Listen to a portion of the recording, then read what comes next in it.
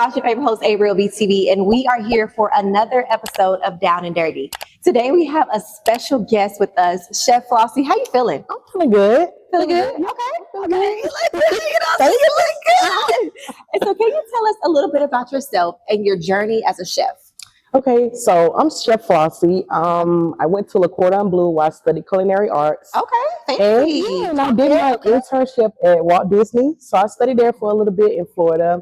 And then I'm just like, how I can get my feet wet a little bit, trying to learn, the field and tie in the schooling. Okay. So I was there for like a couple of months, and then I came back, started working in fine dining restaurants. And then I was like, okay, well, what else do I want to do? So I started doing the catering, kind of like private dining thing. I'm doing your own thing. Yeah. Okay. So I branched out a little bit, and then, that's how I definitely got started? Yep.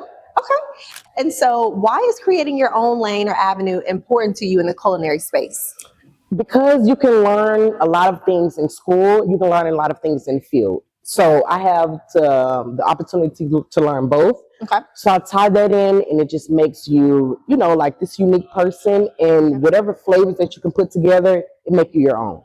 I like so that. I'm like, yeah, you have to, stick with that. Sometimes it can be like restaurant chef, or it can be catering, or it can be like private chef thing. So I'm able to tie it all in. So I'm like, I'm winning. So you have that experience, because a lot of people, like some chefs are like self-taught. So you have that experience behind your belt, and you name some heavy hitters. So, okay, I like that. What has been the most rewarding part of teaching others how to cook? Because I know me, I don't really know how to cook too much, but You know what? It's me telling them like this is going to be a stress-free class, because they come in, they're so uptight, like I don't know, it should be like step 1, step 2, Gordon Ramsay style. I'm like, no, it's just more relaxed, and I feel like people get their little booze in, and they get a little bit talkative. Right? And then it's like everyone is here to learn a little bit something different and do a little bit something different. So, okay.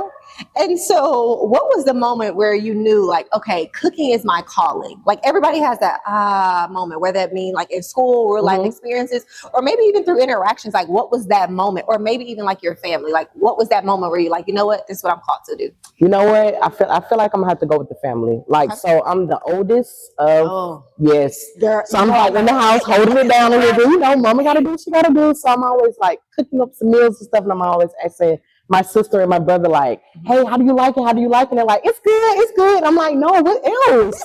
I need to add some paprika or something, right? And they're like, girl, you don't know about that. You better than right? So yeah, it was that time, and I was like, Mom, I persuaded my mom to let me make her this Mother's Day breakfast. And she was like, girl, you're gonna be using the kitchen and the stove and blah, blah, blah. I'm like, no, I can do it. So I made her like banana pancakes, sausage, and scrambled eggs. And she was just like, wow, you could really do this. And then she just let me do my little thing. So I was like, at that moment, I knew. We're just going to take a quick turn. So, of course, we're talking about the highs and the amazing things, but there are some lows of being an entrepreneur. There are some lows of chasing your dreams. Yeah. So talk to me a little bit about that moment where you were like, you know what, I don't know if I want to do this anymore. So I branched out and started like doing my own like catering and things, left the restaurant field because it was like the 12 hours, the long shifts and things like that. And then I was like, I don't know if I can do it because I'm just so used to like a steady paycheck. But I'm just like, if I'm really not happy at the restaurant, and then like the money don't matter because you could be chasing money forever. So I was like, I have to get in a zone where I'm truly happy and I'm doing something that I love. So it was that point where I was super scared, but I had the faith, and God, he always come through. So he knew, that, and I leading by his way, and it's been a success. What's the biggest risk that you've taken as a chef? I feel like it was my homeboy. He called me and he was like, I want you to be my sous chef in St. Thomas. And I was like, I don't know.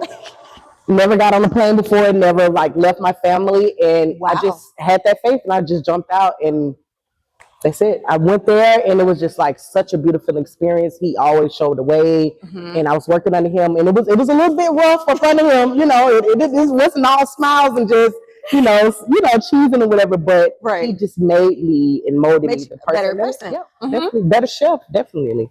I love that. Shout out to him. Alfonso. Shout out Alfonso. Shout out to him. Shout out to those people that push you into purpose sometimes. Tell me, what do you hope people take away from the pasta class? I hope they take away just having a good time, just trying something different. Everyone is just so not used to change and just venturing out. They're like, all right, well, what if this happened? What if this happened? What if I don't like it? But it's like, what if you do like it? If you don't give yourself that chance, really wouldn't go far. So I hope everyone take from this. You can try something different. You can come out the house, out of your shell, meet some people, exactly, get a little drink, and have a good time. And you can learn how to cook for your significant other. Okay, That's first because they want you to cook and clean. I don't know about that, but you didn't mention this earlier, but you've had over 500 students come through this pasta class. That's amazing. Yes, it is. Talk to me about that. So first, when I started the class last year, I was just so nervous. I was like, how's this going to work? How I'm going to do this? I'm going to have some, I'm going to need an assistant. I'm going to need some more time. And then it was just flowing. Every time I would, do the class, I'm like marking down what I can do better the next time and better. And it just started getting grand. And every time I look on there, I'm always excited to read the reviews. Yeah. 5-star reviews across the board. I'll be doing my little thing. So yeah. And if there's any advice for somebody at home watching this and they're like, you know what, I've been wanting to do this. I don't know what to do. I don't know where to start. Like, what would you give them? I would definitely say just start low first, like a prep job or something like that. Kind of get your feet wet. And then it's people that's usually in the field that's willing to help out. Long as you're just like willing to learn and just open, they can help you out. And then it's like you start climbing the ladder from there and you just transfer job locations, put your hands on different ingredients, always be willing to learn. I like that. Yep.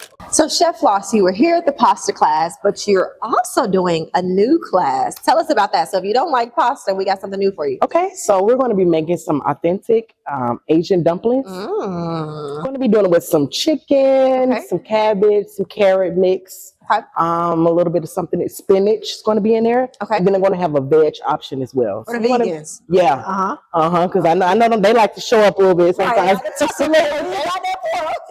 I got some veggies, okay? So I'm going to be doing that. My first class will be August 6th. I'm going to be teaching that at the municipal market. It's going to be downtown. Okay. And how do they sign up? So you guys can sign up. I got my Instagram is chef_Flossy. Okay. And then on there I have some booking links for like some private catering, some meal preps, and then it is booking class, a link for the pasta class and the dumpling class. Well, thank you so much for joining us. All right, guys. Bye.